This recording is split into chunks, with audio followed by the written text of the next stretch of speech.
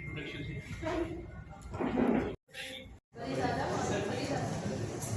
बच गया सर आपने।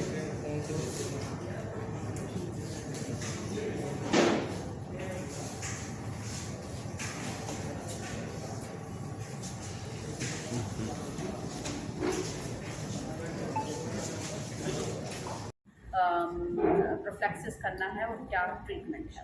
Thank you. हम जो OPDs ऑफर कर रहे हैं, एंड ऑब्वियसली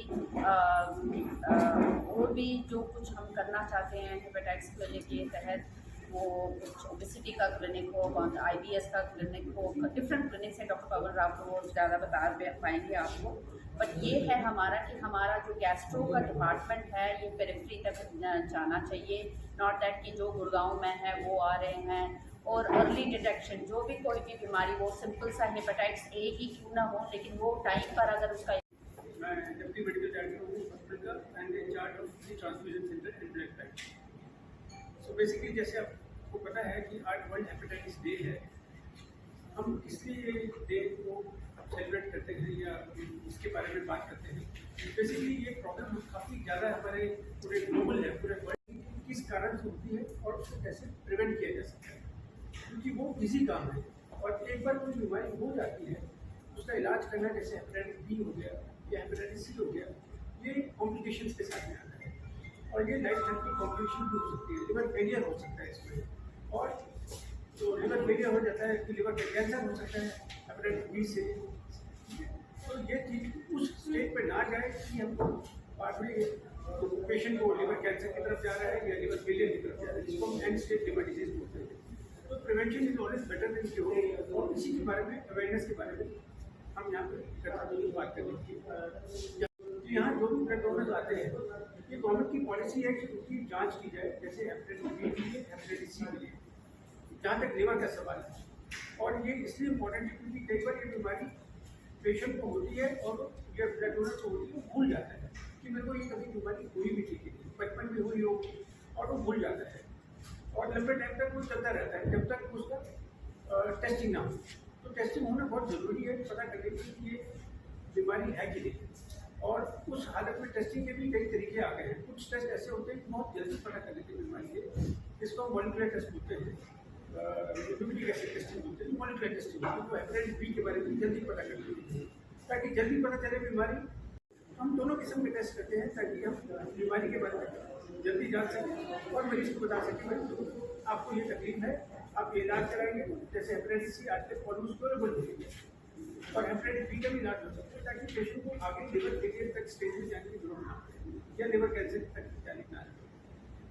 थैंक यू। विभाग का अध्यक्ष हूँ।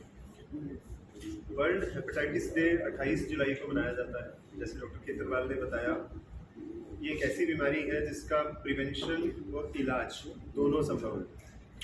हेपेटाइटिस को आप दो में डिवाइड करिए, हेपा माने लिवर, टाइटिस माने सूजन। सो कोई भी ऐसी बीमारी जिसमें लिवर में सूजन आए, उसमें इंजरी हो, उसमें खराबी हो, उसको हेपेटाइटिस बोलते हैं। अब लिवर हमारे शरीर का एक अभिन्न अंग है। ये लगभग 500 प्रकार के फंक्शन शरीर में करता है और काफ़ी फंक्शन इतने वाइटल्स हैं कि उनके बिना शरीर चलेगा ही नहीं। सो ये उन ऑर्गन्स में है जिसके खराब होने से जीवन का यापन ही संभव नहीं, हम जी नहीं पाएंगे अगर ये पूर्णतः खराब हो गया तो।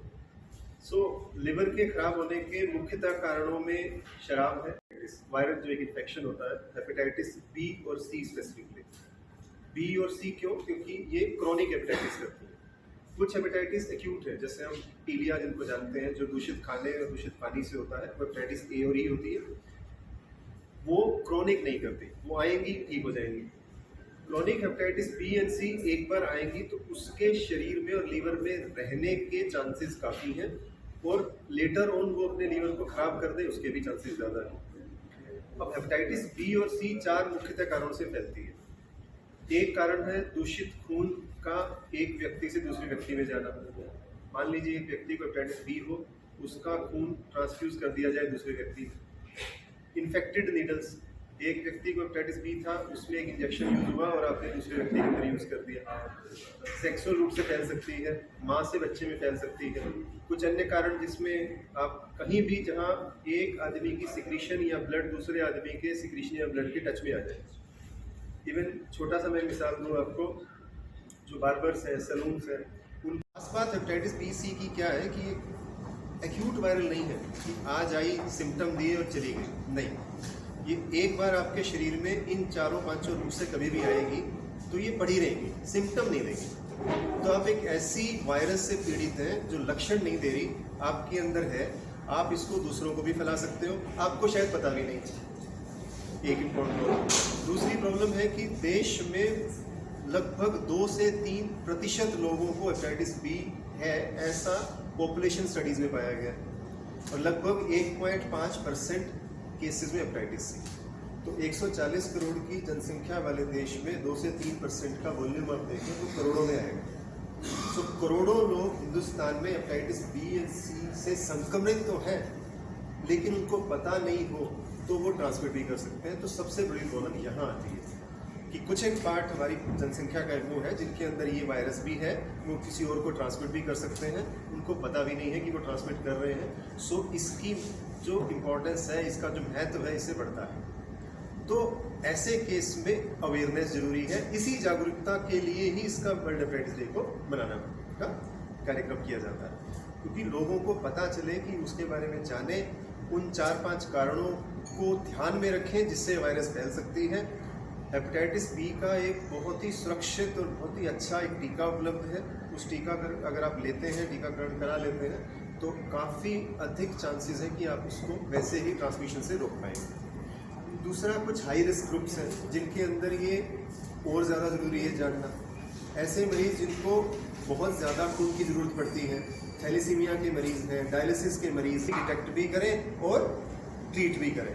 क्यों? क्योंकि अगर अर्ली डिटेक्ट करेंगे तो कल को लीवर डैमेज नहीं होगा, लीवर डैमेज नहीं होगा तो उसकी कॉम्प्लिकेशन से बच जाएगा। तो 3 तो गोल हैं, एक आप जल्दी डिटेक्ट करें, उसको ट्रीट करें और प्रिवेंट करें। ये तीनों पे काम करना होगा। प्रिवेंशन के तरीके जैसे बताए गए कि जिस रूट से ये वायरस जाती हैं उस पर ध्यान रखें। दूसरा, हेपेटाइटिस बी का एक बहुत ही सुरक्षित टीका है, आम जनता को समझना है और बहुत ही आराम से अवेलेबल है और बहुत महंगा भी नहीं है, उसका प्रयोग। कि अगर हम संख्या की बात करें, इसको 2 में मैं डिवाइड करूँगा। एक वो ग्रुप है जिसमें hepatitis B C incidentally diagnose होगा। मान लीजिए वो खून देने चला गया ट्रांसफ्यूजन मेडिसिन में, तो खून चेक हुआ, उसमें डिटेक्ट हुआ। कोई गर्भवती लेडी है, उसके अंदर गायनी की जब उन्होंने चेकअप हुए, उसमें डिटेक्ट हुआ। कोई एक पेशेंट किसी और सर्जरी के लिए गया और उसमें हेपेटाइटिस बी सी चेक हुआ। ये एक अलग क्लास है। दूसरी क्लास है जो उसके सिम्टम से लेके आती है, उसके लक्षण को लेके आती है। तो महीने में अगर मैं बात करूं, अगर हम 1 महीने में अपनी गैस्ट्रो लिवर की ओपीडी की बात करें तो लगभग 50 से 100 मरीज हम लोग इस चीज़ के देख लेते हैं।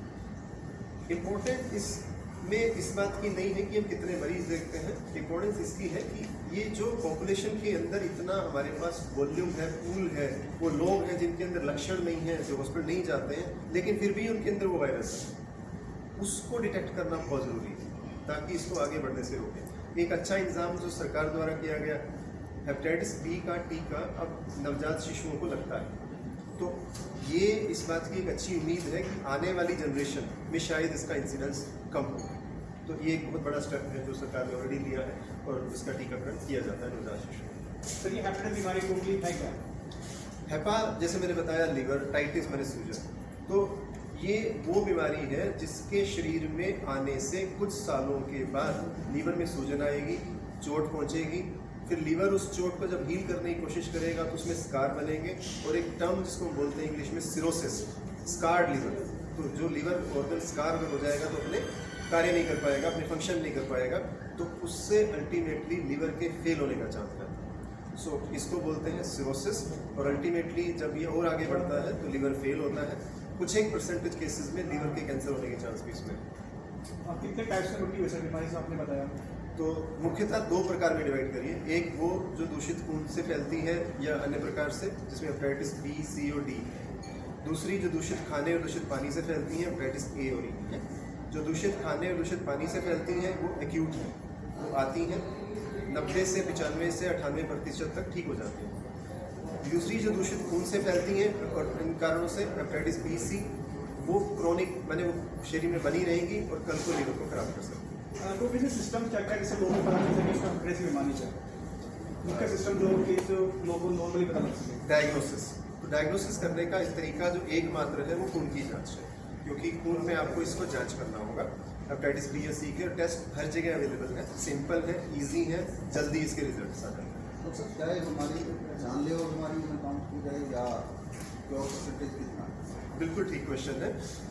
हेपेटाइटिस बी और सी अगर 100 लोगों के शरीर में किसी भी कारण से प्रवेश करेगी तो लगभग 20 से 25% के अंदर ये लीवर को डैमेज करेगी। उन सभी 20-25% में अगर इसको ठीक नहीं किया गया तो लेटर स्टेज पे ये जानलेवा भी हो सकती है, जिसमें लीवर को फेल भी हो सकता है और लीवर का कैंसर भी हो सकता है। हाँ, तो इसका क्वेश्चन है, परसेंटेजेस है जिसमें ये होगा। तो अगर बात करें इंडिया में तो कितने परसेंट अभी तक मॉर्टिलिटी जो है हेपेटाइटिस की वजह से कह सकते हैं टोटल पेशेंट? हाँ, बहुत कॉमनली हम इसी वजह से इस दिन की जागरूकता के लिए लगे हुए हैं, क्योंकि हमें हेपेटाइटिस बी सी की जागरूकता क्यों करनी है? 2 वजह से। एक तो ये हेल्थ केयर बर्डन है। आप देखिए इतना करोड़ अगर जनता इस चीज़ से पीड़ित है, उनमें से 20% पॉपुलेशन को भी लाएंगे तो वो लाखों में आती है। उनमें से बहुत सारे लोग उसकी कॉम्प्लिकेशन से भी पीड़ित होते हैं और वो हर रोज हर तीसरे दिन अस्पतालों में भर्ती होते हैं और जान भी जाती है। तो ये एक ऐसी चीज़ है जो प्रिवेंटेबल है, ट्रीटेबल है, उसको जल्दी प्रिवेंट किया जाए, अर्ली डिसीज़ को डिटेक्ट किया जाए और जो लोगों को जागरूक किया जाए कि और लोग इससे पीड़ित ना हो। सर क्या हेल्दी लिवर इस वायरस को रोक सकता है शरीर में आने से? हेल्दी लिवर बिल्कुल रोक सकता है। इसी वजह से अगर 100 लोगों में वायरस आती है तो ये 20 को ही डैमेज करती है, लेकिन लीवर का हेल्दी होना इसकी कॉम्प्लिकेशन को नहीं होने देगा, ये कोई गारंटी नहीं है। मान लीजिए वायरस की मात्रा जो आपके शरीर में आई है बहुत ज़्यादा है या उस वायरस का स्वरूप बहुत अग्रेसिव है तो वो हेल्दी लिवर को डैमेज करेगी। सर जहाँ तक किस एज में देखी जाएगी बीमारी, इस एज में जहाँ तक बीमारी मिलेगी? हाँ, बहुत अच्छा। वैसे तो ये बीमारी बचपन से लेके बुढ़ापा तक कभी भी हो सकती है, लेकिन सबसे ज़्यादा जो केसेस आते हैं वो मिडिल एज ग्रुप में आते हैं। 20 से 25 साल के बाद हम इसको देखना शुरू करते हैं। उसका मैं कारण बता भी दूँ। 2 वजह से ये फैलती है, जैसे मैंने बताया, या तो दूषित खून से, दूषित नीडल से, या से माँ से बच्चे को फैलती है। क्योंकि ये एक बहुत स्लो वायरस है, हिडन वायरस है, असर धीरे धीरे आता है, तो बचपन में इसके कॉन्सिक्वेंसेस कम देखने को मिलते हैं, क्योंकि वो उतने साल लेगी डैमेज करने में, मल्टीप्लाई करने में। तो यूजली इफेक्ट 20-25 या 35 ईयर्स के बाद शुरू होता है। इसमें से डेथ रेट कितना होता है? सॉरी, डेथ रेट कितना है? अगर हम 100 लोगों की बात करें तो लगभग 3 से 5% तक ही डेथ कर सकती है अल्टीमेटली। डॉक्टर साहब, गुजरात के अंदर अल्कोहल का बहुत ज़्यादा सेवन होगा, तो क्या कहना चाहिए उनके लिए? तो बिल्कुल, अत्यधिक मात्रा में अगर शराब का हम अगर सेवन करेंगे तो लिवर के 20% से ज़्यादा डैमेज होने के चांस है। सो इसमें कोई दो राय नहीं कि अत्यधिक सेवन शराब का कम करना चाहिए। जिस तरह हम हेपेटाइटिस बी एंड सी की बात कर रहे हैं, तो एक बहुत अच्छा क्वेश्चन आपने उठाया कि जब हम लिवर के बचाव की बात कर ही रहे हैं तो क्यों नहीं अल्कोहल के बारे में बात करें, क्यों नहीं मोटापे के बारे में बात करें। सो ये बहुत अच्छा क्वेश्चन है। जितना हेपेटाइटिस बी सी का हेल्थ बर्डन है लीवर के हिसाब से, उतना ही अत्यधिक शराब के सेवन का भी है और उतना मोटापे का भी है। मैं इसमें ऐड करूँगा, मोटापा भी उतना ही दुखदायी है लीवर के लिए जितना शराब है और हेपेटाइटिस बी है। यस, इस चीज़ को हमें प्रिवेंट करना चाहिए।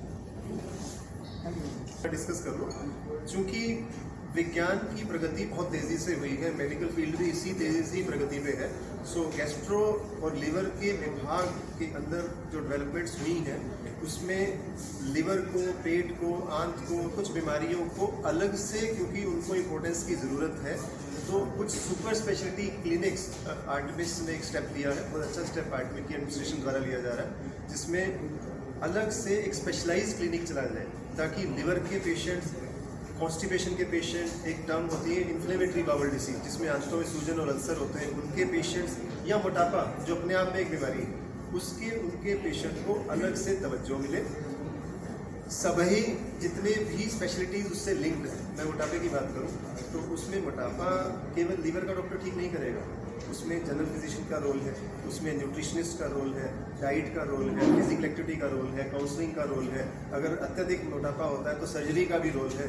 डायबिटीज़ की उसकी जो कॉम्प्लिकेशंस है मोटापे के द्वारा जो होगी लिवर पे होगी, शुगर होगी, बीपी होगी, किडनी की दिक्कत होगी, तो उन सभी डॉक्टरों की भी ज़रूरत है।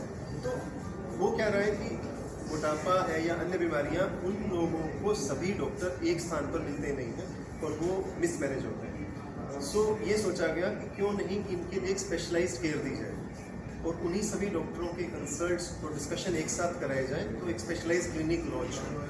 तो उन्हीं चीज़ों को ध्यान में रख के 4 तरह के स्पेशल क्लिनिक लॉन्च किए जा रहे हैं, जिनको सुपर स्पेशलिटी क्लिनिक का नाम दिया जाएगा। एक लिवर क्लिनिक है जो डेडिकेटेड लिवर के पेशेंट्स के लिए रहेगा, चाहे वो किन्हीं भी वजह से उसमें लिवर में डैमेज हुआ हो। एक कॉन्स्टिपेशन और IBS क्लिनिक है, कब्ज़ का, गैस का प्रॉब्लम बहुत बढ़ता जा रहा है। काफ़ी तो लाइफस्टाइल के हम लोग शिकार हो रहे हैं, स्ट्रेस है, स्मोकिंग है, मोटापा है, अल्कोहल है, सेडेंटरी लाइफस्टाइल्स हैं, जंक फूड्स हैं, इन सभी की वजह से ये चीज़ें बढ़ रही हैं। तो एक होलिस्टिक मैनेजमेंट इन चीज़ों की जाए कॉन्स्टिपेशन IBS क्लिनिक में। तीसरा, जैसे मैंने बताया, ओबेसिटी क्लिनिक, मोटापा एक अपने आप में एक हेल्थ केयर बर्डन है, उसको सबों के द्वारा मिलकर एड्रेस किया जाए। और चौथा एक IBD clinic, inflammatory bowel disease clinic, क्योंकि वो पेशेंट्स लाइफ लॉन्ग उनको ट्रीटमेंट चाहिए होता है, तो उनकी प्रॉब्लम्स आती हैं, उनको सॉर्ट आउट करना होता है। तो इन चारों सुपर स्पेशलिटी क्लिनिक का भी लॉन्च आर्टिफिशियल द्वारा किया जा रहा है, तो उसका भी मैं आज एक ज्ञान सबको देना चाहूँगा। आर्टिफिशियल अवेयरनेस कैंप भी ऑर्गेनाइज किए जा रहे हैं। हाँ बिल्कुल, आज भी इसी का ही एक पार्ट है। आज चूँकि दिन को सेलिब्रेट कर रहे हैं, तो आज लिवर के बारे में, अल्कोहल के बारे में, पेट्स के बारे में अवेयरनेस है। आगे जैसे जैसे हम लोग क्लिनिक में लॉन्च करेंगे तो उन डिसीजेस का भी अवेयरनेस ज़रूरी है। और ये इतना अच्छा प्रश्न है क्योंकि ट्रीटमेंट से पहले प्रिवेंशन है। अगर ट्रीटमेंट की नौबत ना आए तो क्लिनिक ही लॉन्च नहीं करने पड़ेंगे। सो इम्पोर्टेंस है कि उनकी प्रिवेंशन पे उतना ही जोर दिया जाए जितना ट्रीटमेंट पे दे रहे हैं। तो जैसे जैसे क्लिनिक लॉन्च होंगे, जितना ट्रीटमेंट पे तवज्जो दिया जाएगा, उससे ज़्यादा तवज्जो प्रिवेंशन पे भी दिया जाएगा कि उससे बचना कैसे है। मोटापे की प्रिवेंशन के का भी तरीके, उनके पर भी डिस्कशन होगा, जनरल अवेयरनेस भी होगी, पॉपुलेशन के अंदर भी इस बात को पहुँचाया जाएगा। यस, ये बिल्कुल सही है। ये क्लिनिक जो आपने सिर्फ अभी आर्टिफिस में अवेलेबल है, कहीं और एरिया में अवेलेबल है? बिल्कुल, जैसा मैडम ने बताया, रीच को पेरिफेरी पे पहुंचाना भी उतनी ही ज़रूरी है। कुछ लोग ऐसे हैं जो आर्टिफिस में नहीं आ पाते हैं, तो हम लोग शुरुआत इसकी यहीं से करेंगे, क्योंकि स्पेशलाइज्ड मैन पावर की ज़रूरत है, तो एकदम से इसको बाहर नहीं ले जा सकते। लेकिन जैसे जैसे इसका डेवलपमेंट होगा, इसको पेरिफेरी के एरियाज़ के अंदर भी दिया जाएगा, उनकी भी सहूलियत की जाएगी उसके लिए।